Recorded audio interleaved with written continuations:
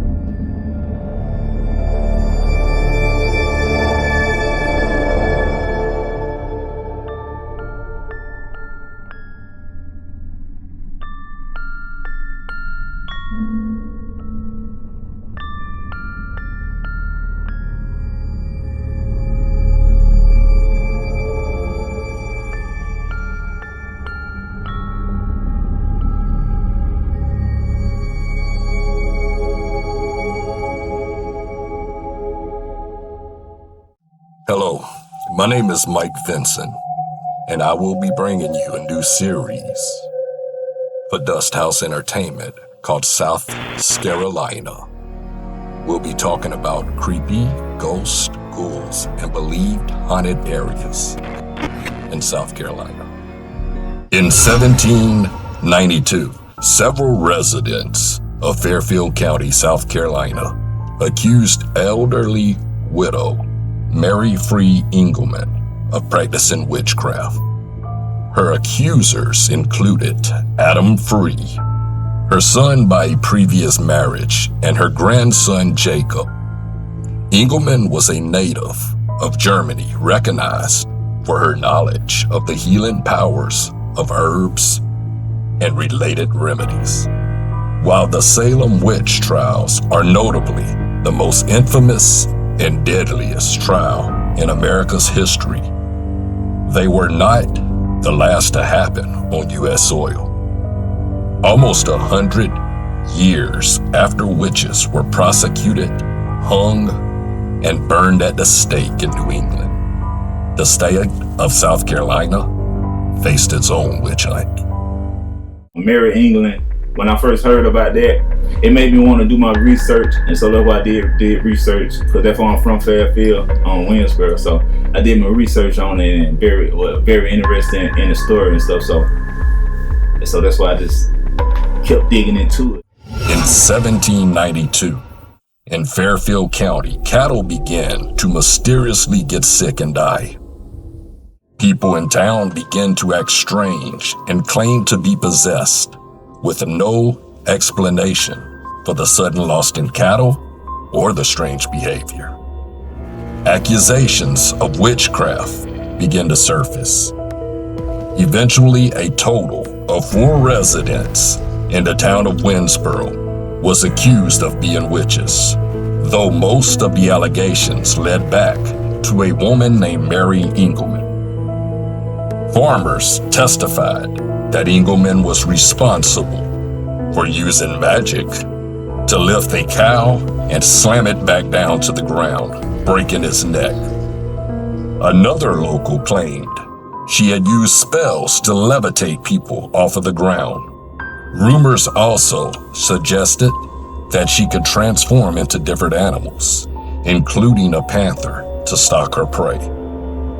One of the strangest accusations made against Engelman was that she had turned a young man into a horse and rode him to a witches' convention, where the devil was also in attendance.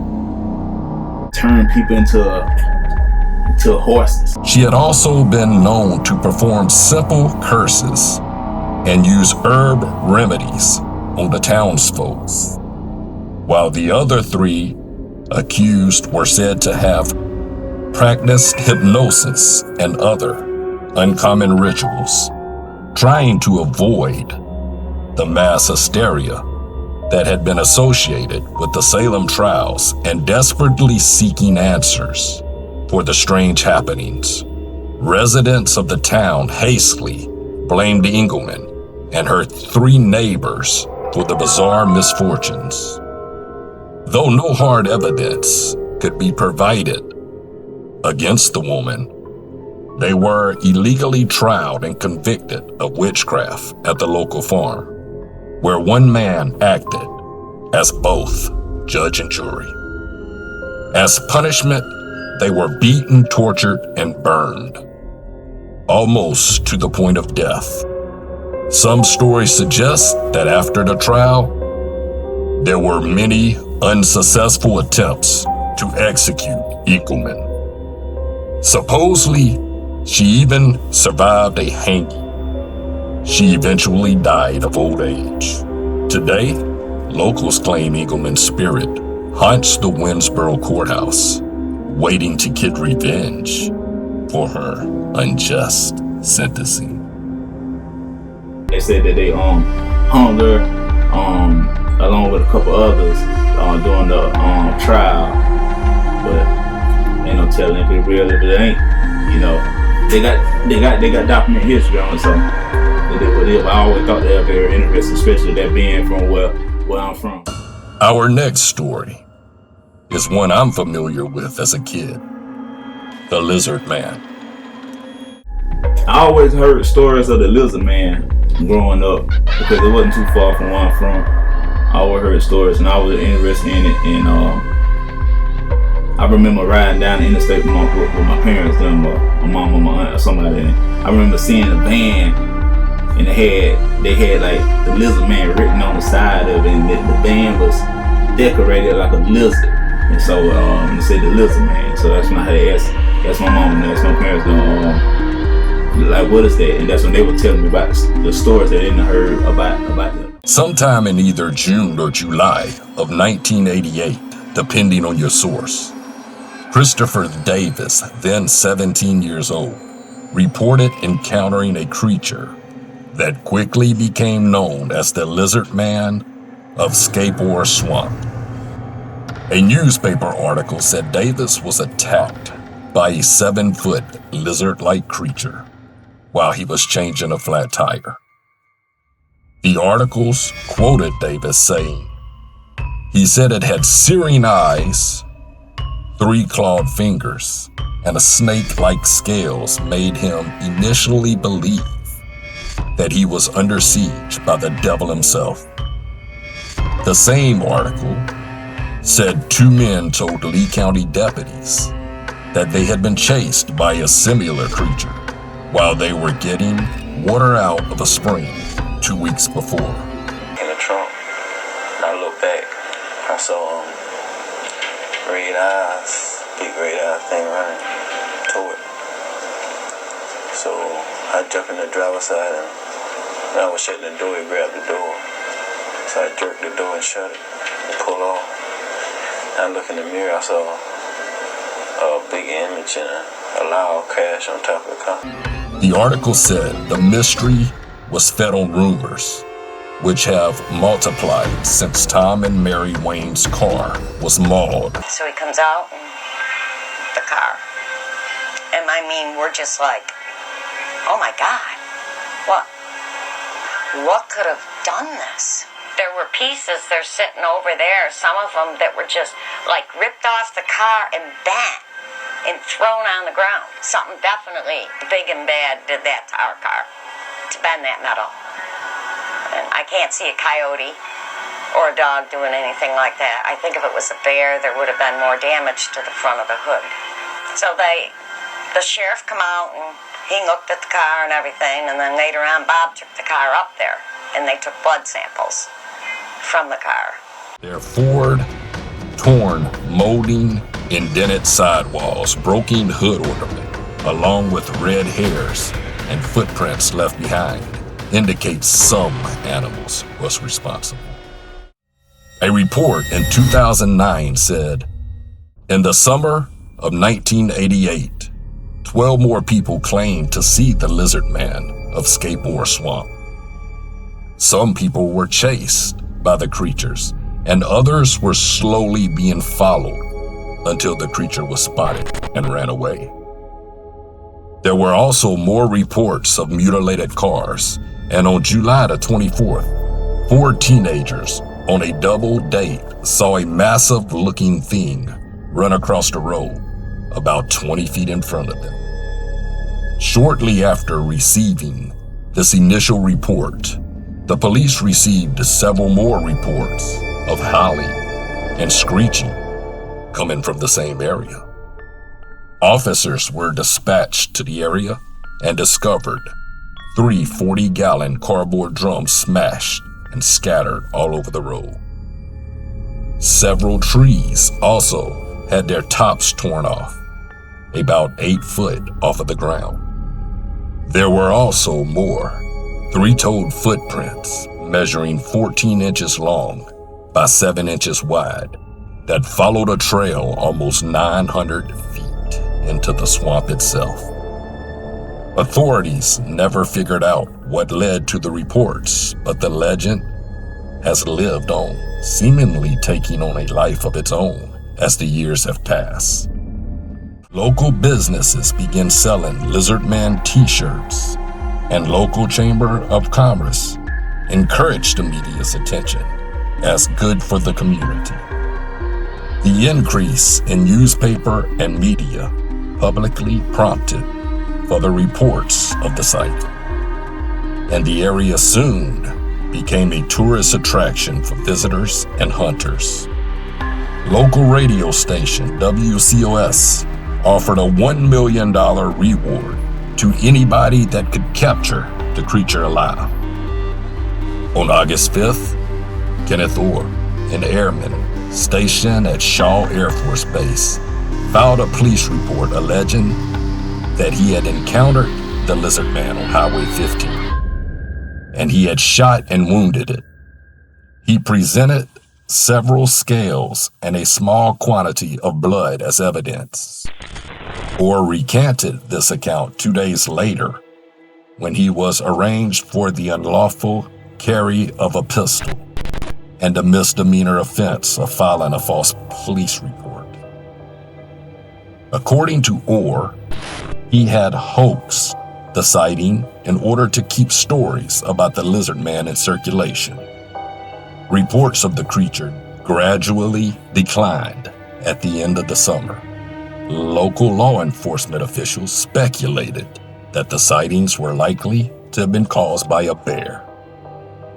In 2008, CNN mentioned the lizard man legend in a story about a couple in Bishopville who reportedly damaged to their vehicle, including blood traces. The blood traces were subsequently found to be from a domestic dog, though the local sheriff suggested it might have been a coyote or a wolf. In 2015, local television station WCIV featured photos and videos claimed to be the lizard man, allegedly taken by unidentified individuals. In August 2017, the South Carolina Emergency Management Division sent a humorous tweet regarding possible paranormal activity. During the solar eclipse that passed over the area, hinting that people of Lee and Sumter counties should remain vigilant for sightings of the lizard man. Numerous magazines and newspaper articles have been written about the legend. Several books have been written about Lizard Man. Davis, the original Lizard Man victim, was back in the news in 2009, unfortunately, because he was gunned down in his home when he was 37. During the total eclipse of 2017, South Carolina Emergency Management tweeted a map of possible lizard man sightings from 1980 to 2001, overlaid on the path of the eclipse with a tongue-in-cheek warning These historical maps is in response to recent media reports about possible paranormal activity associated. SEMD does not know if Lizard Man becomes more active during a solar eclipse, but we advise that residents of Lee and Sumter counties remain ever vigilant. Now, the Lizard Man is what I'm familiar with, because I remember when, like I said, I was raised by my grandparents. My grandfather was the ball peanut popcorn man at the flea market. And I remember when the whole Lizard Man thing came out, I was probably 10, 11 years old. And I mean, everybody was selling the shirts at the flea market. The Lizard Man, the Lizard Man. So later it was believed that the Lizard Man was actually made up to bring in money and stuff like that from that kind of stuff for the town.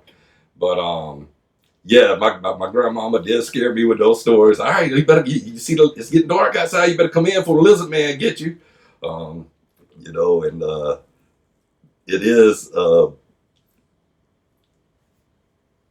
freaky when you think something like that's out there to get you, and you're hearing it come from so many people, and you see people come in wearing shirts, you know, with the Lizard Man on it and that kind of stuff.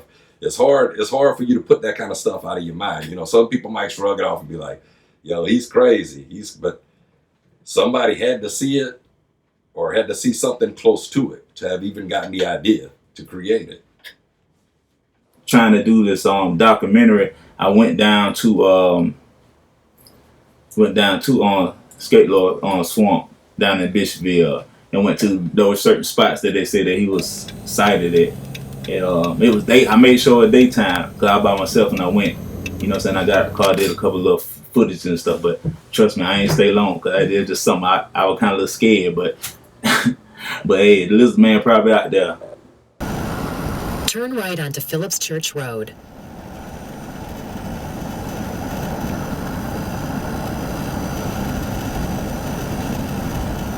In half a mile, prepare to park your car near Phillips Church Road. You will need to walk to your destination from there.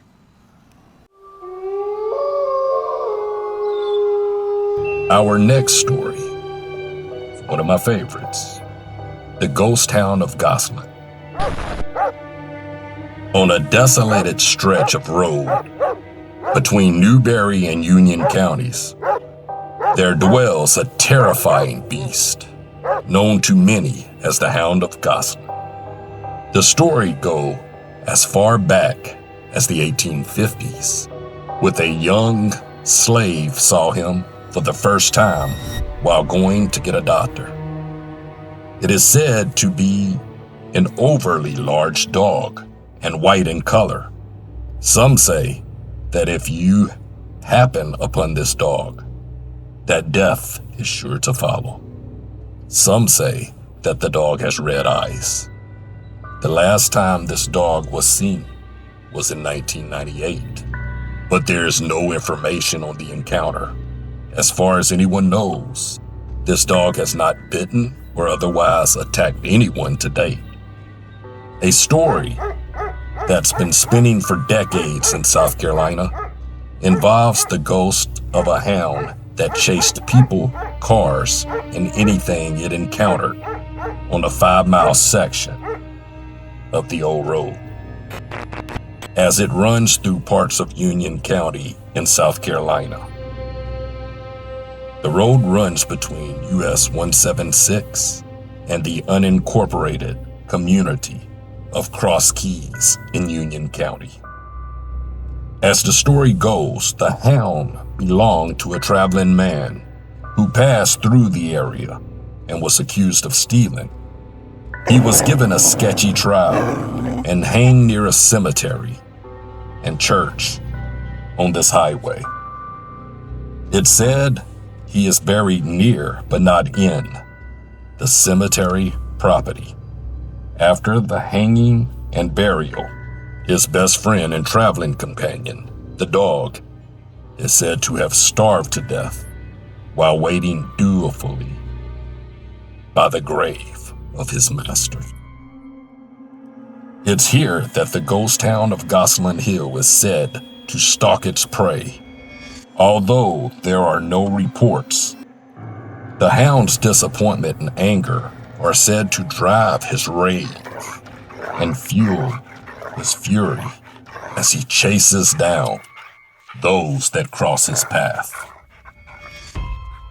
The Hound of Gosling, that story is about the spirit of a dog that hunted people, because you know what I'm saying, the things that were done to his master, to his owner, you know. So I mean, who knows, that may be true, you know. So there's a lot of stories out here, so ain't no telling, you know. But I do believe spirits out here, you know. It don't matter if it's a human form or animal form. So I mean, we was a spirit before we got into this flesh, in the flesh body. So you know, telling, got to go somewhere after this. The Hound of Gosling is one that is very cool to me, because the very first ghost I heard about in Columbia, a ghost story that I was told in Columbia, was about the Hound of Gosling. And I was actually told about it in a car with 3 people that I had met that night, and we were leaving a bar going to their house.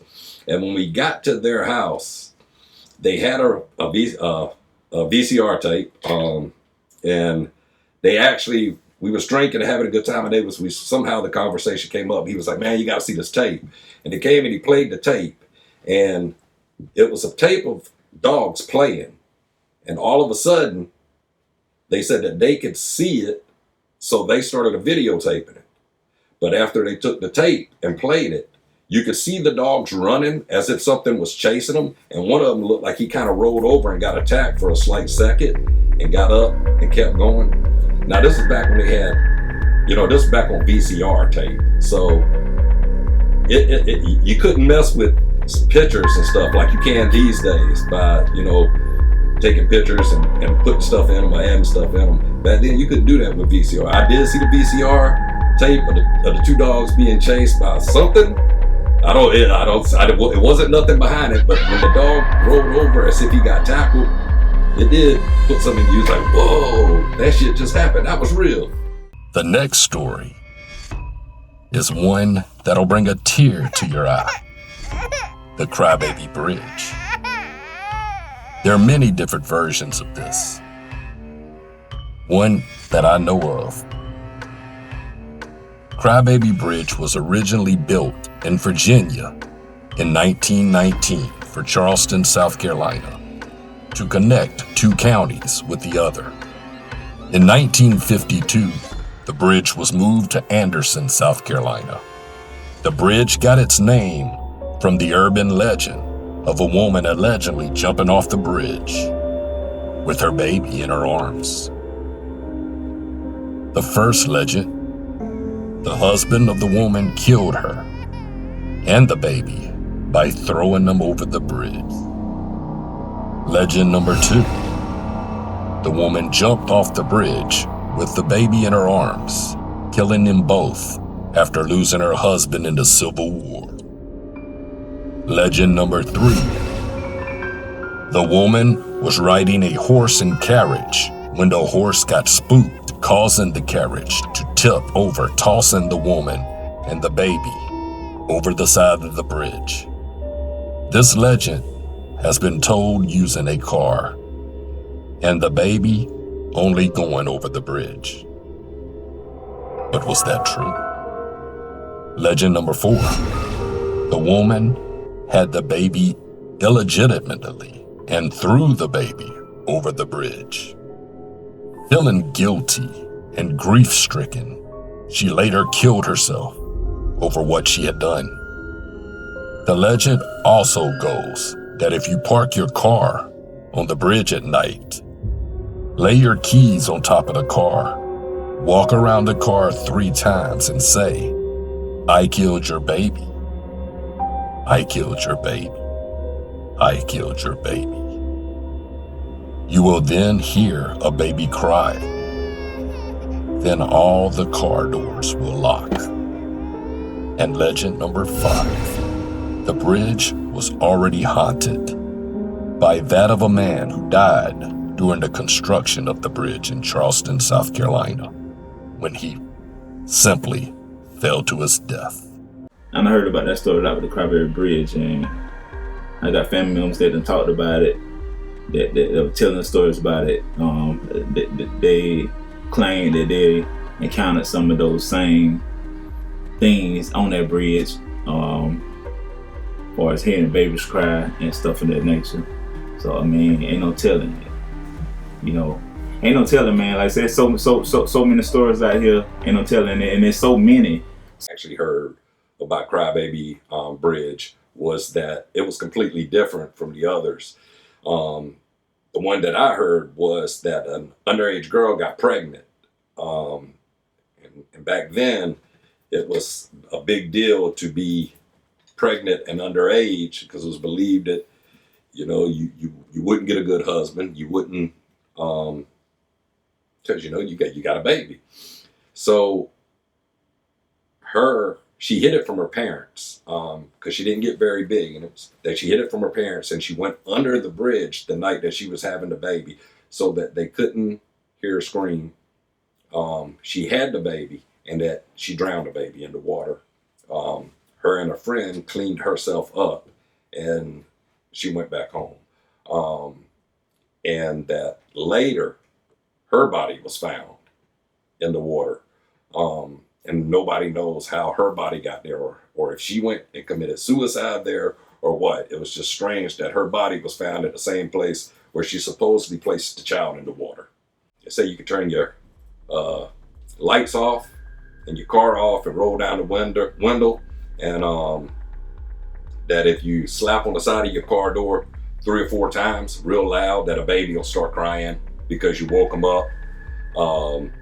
There's ones about this where it says more than one child was drowned there, and that you can park your car in the middle of the bridge, turn it off and put it in neutral, and it'll be still, and then slowly you'll start getting pushed. Now, I've heard of people taking baby powder and putting it on the bumper to actually test this theory to see if there were children's handprints on the bumper as the car was getting pushed. Some people said that there was, but of course, I didn't see it, so I don't know. Do I believe Crybaby just because I believe in spirits or ghosts or stuff of that matter? Don't necessarily mean every ghost story is true, or that every ghost story is going to be believable or believed. But Crybaby Road, I've actually it's been more than one. I actually went to what was supposed Crybaby Road in Florence, South Carolina, and I got out there, and the one for that was you got out of your car, walked around your car 3 times, opened the door and slammed it, and you would hear the baby cry, and your car would start moving. But I went there and I did that, and nothing happened.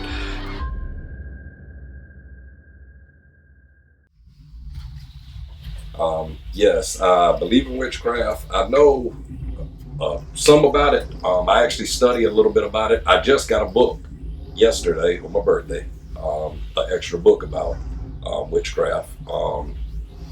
I have an altar at my house. It's for Papa Legba, who is Haitian voodoo and believed to be the gatekeeper.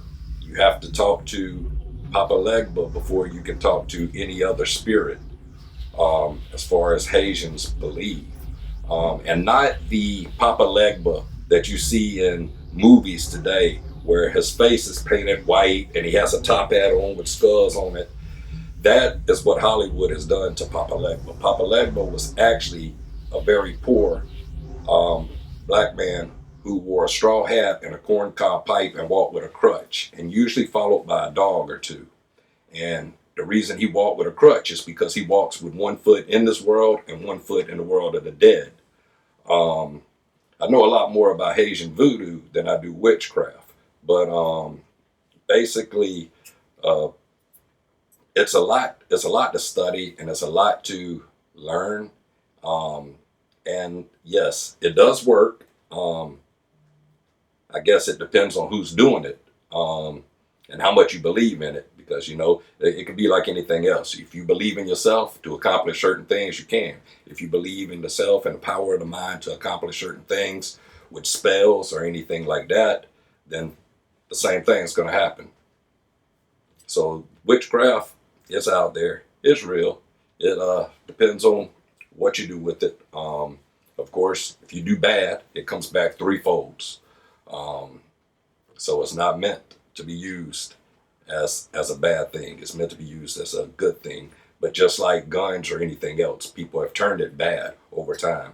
Hasia, if you look it up, voodoo is actually listed as a religion among the Haitian people, because most of them are half voodoo and half Roman Catholic. I heard a lot of stories about witches growing up and witchcraft, but it wasn't like what they displayed on TV. You know how they displayed on TV witches riding brooms and stuff of that nature. It was more about black magic and stuff of that nature. So I heard a lot of stories about it. And growing up, and I mean, just being, a lot of people probably could relate to it. You know, you heard, well, when you can't eat everybody's food because you heard somebody, they family from back in the day used to mess around with magic, you know, and stuff. And they don't want you certain stuff, and people are doing certain things. So where we're from, they ain't call it witchcraft, they call it roots. You know, people really believe in that, you know. And I ran across a lot of people that actually believed in it. I believe my grandmother on my father's side was a witch, or she was talked about as far as being a witch. And I did see strange things in her house. I went to a closet I wasn't supposed to go into one time and saw like lizards and vinegar, stuff you would see in like a science lab or something like that at school. So while I've never really met anybody who I saw was a real witch, my grandmother, she acted very much like one.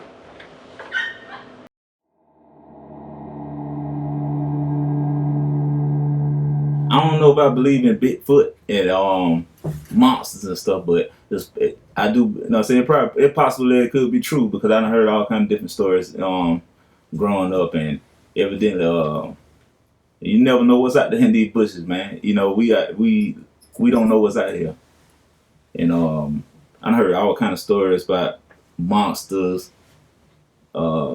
creatures and stuff, and ain't no telling, man. It's a big world, you know what I'm saying? And the wildlife, you never know what's out there. Because if I was a Bigfoot or any kind of monster, I'm gonna stay away from y'all humans too. You know what I mean? Do I believe in Bigfoot? Yeah, I guess yeah. And the reason I say that is because if you look at Darwin, there's a missing link. And if you look at the chain that follows the missing link, from the gorilla all the way to the person, there's an empty spot. And if you put a picture of the Bigfoot within that empty spot, it looks like he belongs within the Darwin chain. I don't know myself. I know it's almost like aliens. When you hear it from so many people around the world, especially back when cameras wasn't as much as, around as much as they are now, it's kind of hard not to believe in something like that.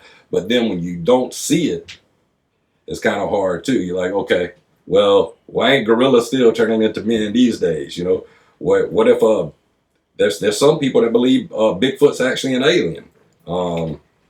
I don't know necessarily if I believe in Bigfoot, but I'm not saying I don't. I do believe in aliens. So anything's possible. For us to think, if you're a believer in God, for us to think that we're the top of the chain, that we're it, you kind of got to be a little crazy. It's a whole big universe out there that's left to explore, depths of the ocean that we've never explored, parts of space that we've never explored. So anything's possible.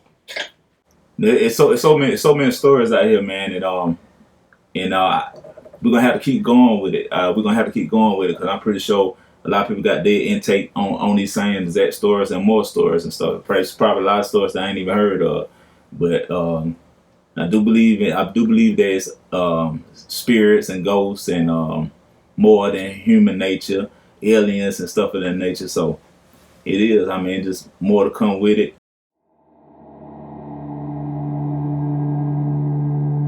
I remember growing up, all the older cousins, older family members telling you stories to scare you. I ain't know they were trying to scare us to make us go to sleep, or if it's real. But you let my family tell you, you know, what I'm saying everything that they're kind of a truth, you know. So it took until I encountered my first ghost. When I seen my first ghost as a child, somewhere in elementary school, you know, saying there was somebody who actually passed away, and me and my own childhood friend actually seen him and walking towards us, you know what I'm saying? So, I mean, we were scared, you know what I'm saying? We ran like hell back into the house and stuff, and locked the doors and stuff,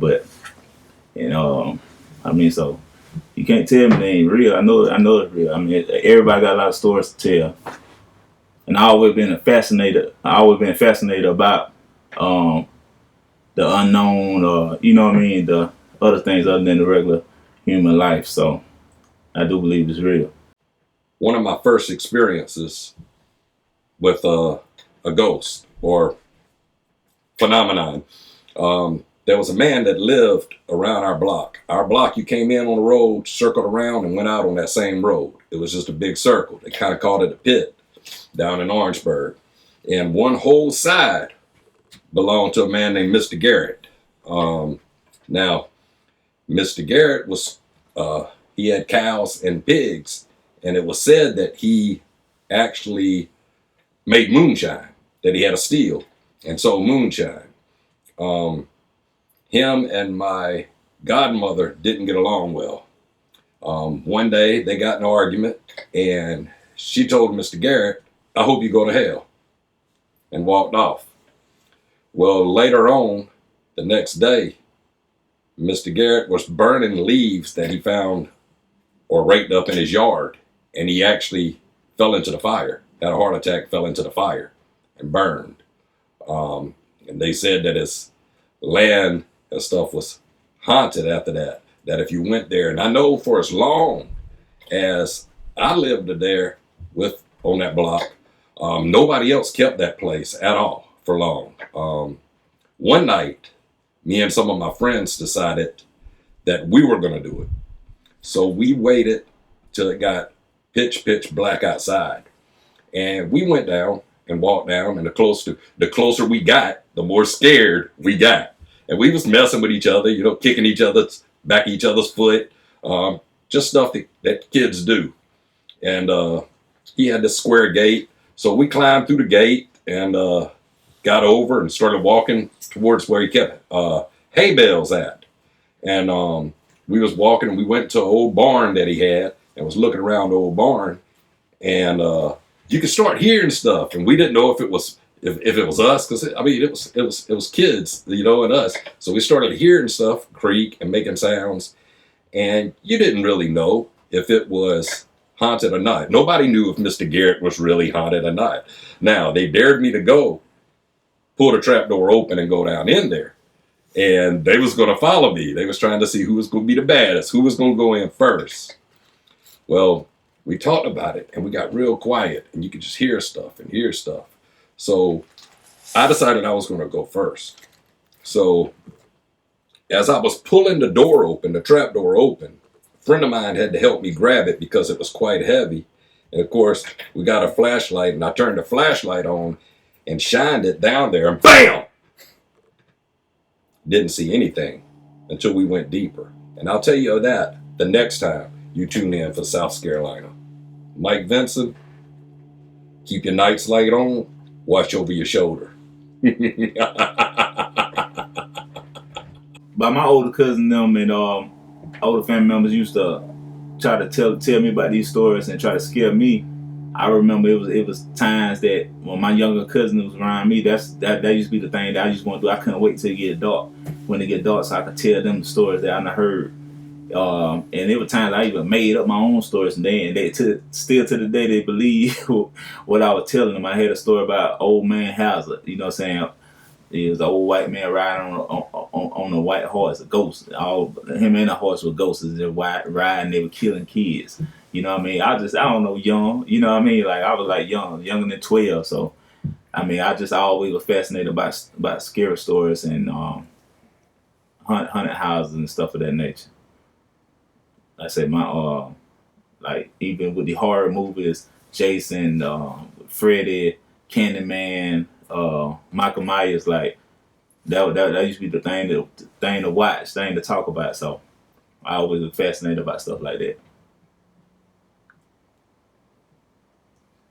That's it. In South Carolina, like I mean, just like anywhere else, it's spirits and stuff that go around, man. Like say you got these old slave souls that, you know what I'm saying, it's all kind of crazy stuff. It just so much. It's so much out here in these bushes and stuff. It ain't no telling, you know what I'm saying. And that's the reason what motivated me to do this project, to come up with this project, because I seen other places that they always talk about, but you know, say so many stories that we got right here in South Carolina alone. You know what I'm saying, and that's what we're trying to do, is let it be known and tell our own urban legends and folklore stories. Well, ladies and gentlemen, if you like those stories, stay tuned for South ScareOlina and more stories to come from Dust House Entertainment. Until next time, look over your shoulders and keep the night light on. So South Carolina, be on the lookout for more stories, more urban legend, folklore. Be well.